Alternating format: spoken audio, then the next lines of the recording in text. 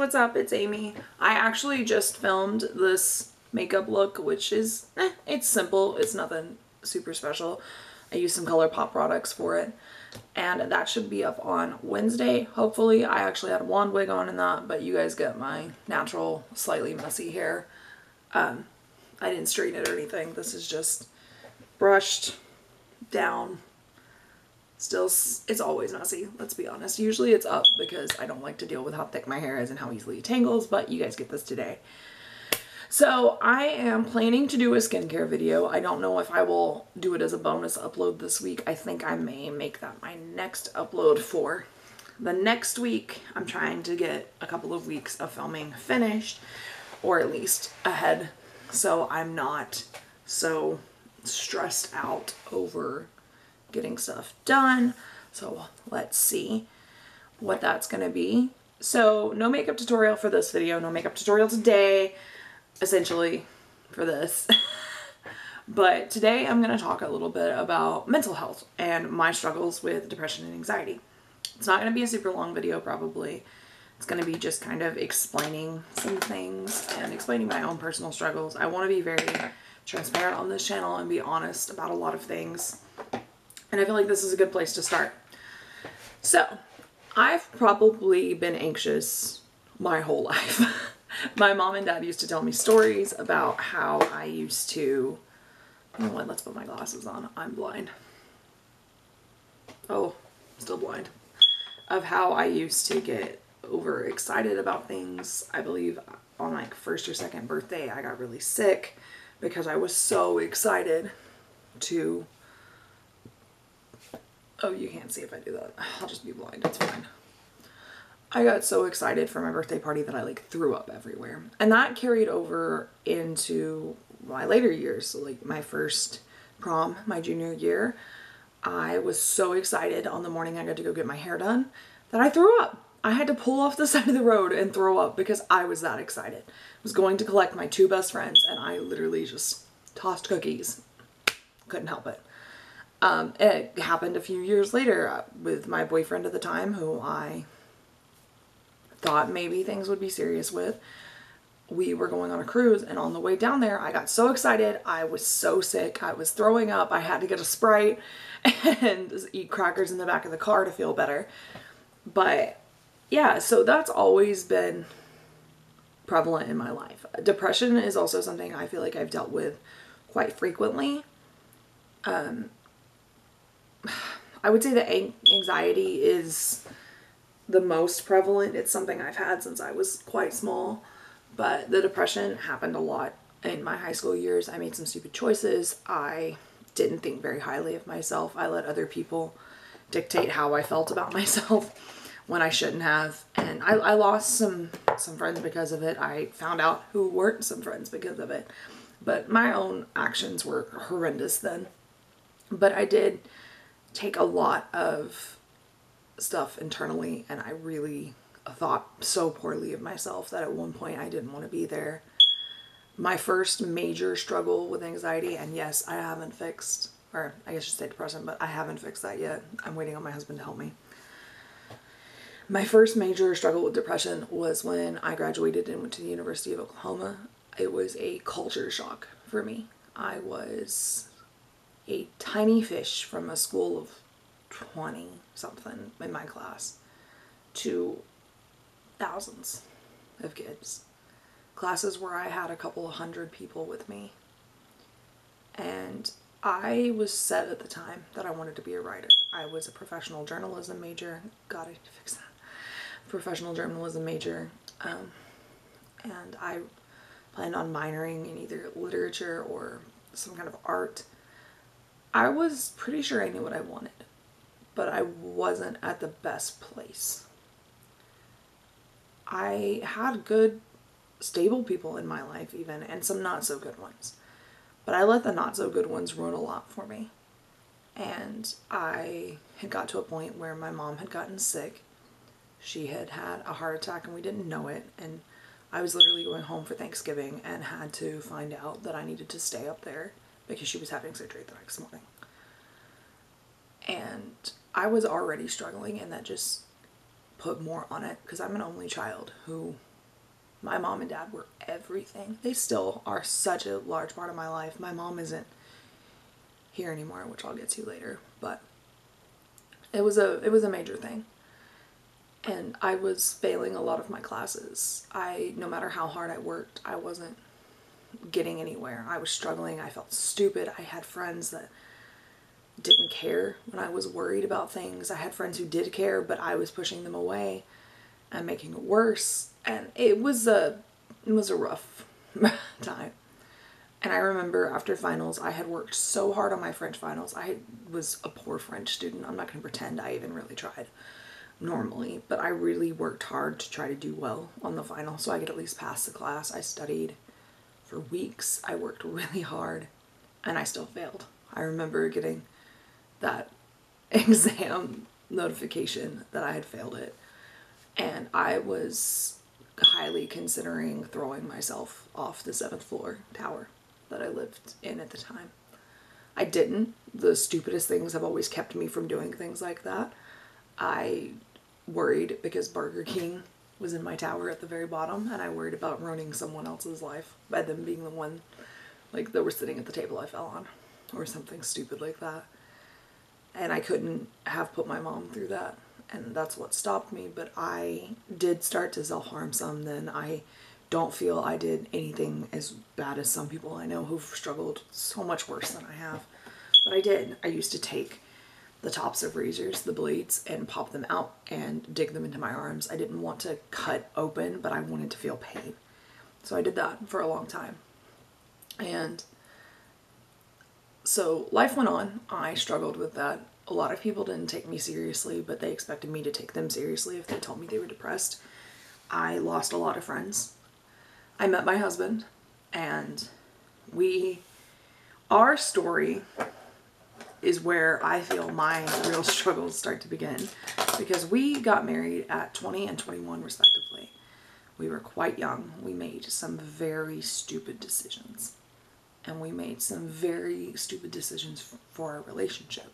We didn't treat each other with the respect we deserved early on, and I'm honestly so thankful we're here today together. We've celebrated 8 years of marriage now, but we were horrible to each other.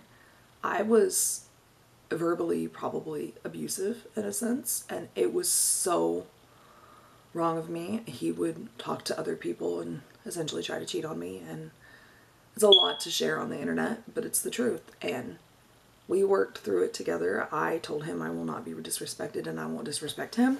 We're great now. That's not been an issue for a long time, but it's where my spiral began. I used to threaten to kill myself several times with him, which I hate when people do. And as someone who's done that, I hurt every time I hear people say that to someone, because I know what I did when I did it, and it was so fucked up. But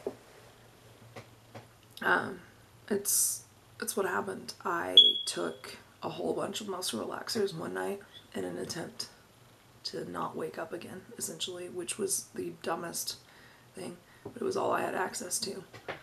And I remember, it's funny now to tell my friends that I took so many that I literally slept for about 3 days, and like I couldn't open doors, and I kept running into the same door because I didn't know how to unlock it or open it. And I can laugh at it now, but then, and the people who knew why I did that, it wasn't a laughing matter. I was serious. I didn't want to be here. And that view changed when in 2016, my husband got word while we were on a weekend vacation with friends that his dad had killed himself. I made a promise then that I would never tell him that I was going to kill myself again, because I saw how he hurt, what he was doing, the grief that his family was going through, and I just couldn't do that to somebody else. And I've never done that again. I still struggle a lot. I still feel worthless. I still cry and internalize a lot, but I've never said those words to him again, and I'm at least glad I can keep that promise. My own anxiety and depression, like I said, have always been there. You've gotten a little bit of a rough draft of where it came from and why it's like that, along with the annoying beeping noise that I haven't stopped yet because my battery needs to be changed. But I think for me, everything got worse when I lost my mom. My mom was one of my best friends. I have some amazing best friends, Michelle, Cheyenne, Mandy, other people I've met in my life who I've been close to, or who time can go by and I can still talk to them like nothing's happened. But that was my mom, and I had called her at 11. I'm trying not to cry, I hope I don't. I called her like at 10 or 11 one night and talked to her for probably a solid hour. She had had open heart surgery and got a double bypass a couple of months before. We had already thought we were going to lose her then. Her heart was functioning at like 15% with the 3 arteries pretty much blocked. And we knew that this wasn't a permanent fix. We knew we were still going to lose her at some point. Probably sooner than we'd like to have admitted, but we thought we had more time than that. But she had told me she had been hurting and she felt like something was wrong, and I told her to please go to the doctor if it was still there first thing Monday or first thing Wednesday morning, because that was, I talked to her Monday night, that would be Tuesday. Maybe I said Tuesday morning, but talked to her for a solid probably hour and a half. Told her I loved her, got off the phone, couldn't sleep. Something felt so unbelievably off and I couldn't sleep. And I found out that my mom had passed away. The night I got a call from my dad at like 2 in the morning, and she had stopped breathing, and he told me the ambulance was on their way. He wouldn't let me know. He didn't want to tell me that she had died, but he knew she wasn't there, and he called me later and told me he knew when I was trying to find a way to get up there. I didn't drive at the time, and my husband was at work. He had the only car we did have. I mean, I would have not let not driving at the time stop me. I would have went up there anyways. But he had the truck at work with him. I kept calling him. He couldn't answer. He couldn't hear his phone. He works in a factory. I understand. I managed to call my best friend Michelle twice. Second time she answered, I think. And she drove me up there. But Dad called me and he was like, I don't think she's there anymore. I was like, I already knew. I felt it in my fucking soul. She was gone. And she had suffered a major heart attack. My dad heard her call out her name, and that's pretty much it. And I don't want to dwell too much on that, but I do know that that's where everything started going downhill. I tried to grieve as best I could, and I didn't. Honestly, I held up pretty okay at best. And the big spring of this year, because in November it'll be 2 years since she passed. She passed in 2017 in November. But the spring of this year, I had to take a leave from work because I found out everything I couldn't hold myself together anymore. I was always on edge. I was up and down in my moods, and I'm still struggling with that. I went to the doctor. I got medication. It doesn't always help. It makes my mood swings the opposite way, and I can't handle that either. But this is what you're gonna get with me on this channel. This is my own struggle with my own mental health. I constantly feel like I'm not good enough for people. Whether it's literally just the fact that I made chicken nuggets the other night and my husband was like, oh, these suck. And it was just store-bought chicken nuggets, and I still made myself feel like it was my fault. Or, you know, even like at work, I struggled for the longest time of I don't feel enough. If you put too much pressure on me, if you change too many things last minute, I can't handle it. I freak out. I go into a panic attack. Can't breathe. And I don't know where to go from here, honestly. Like, this channel was started to help me put some of my anxiety past and try to get somewhere, to at least put myself out there when it's so hard for me to do so. But I'm not gonna lie about that. Like, I've probably mentioned having anxiety before, but I don't think anyone knows. Well, I'm sure those closest to me know, but a lot of people don't know the full extent.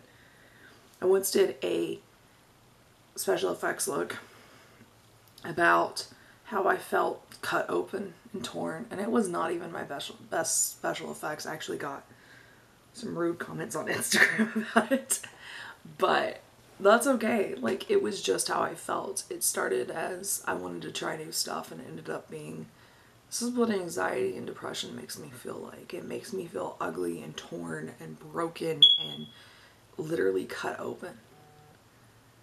And I still feel that way. And I don't want this channel to be a mask of some decently perfect life or seemingly perfect existence on the internet. Like, that's not who I am. That's never who I'm gonna be.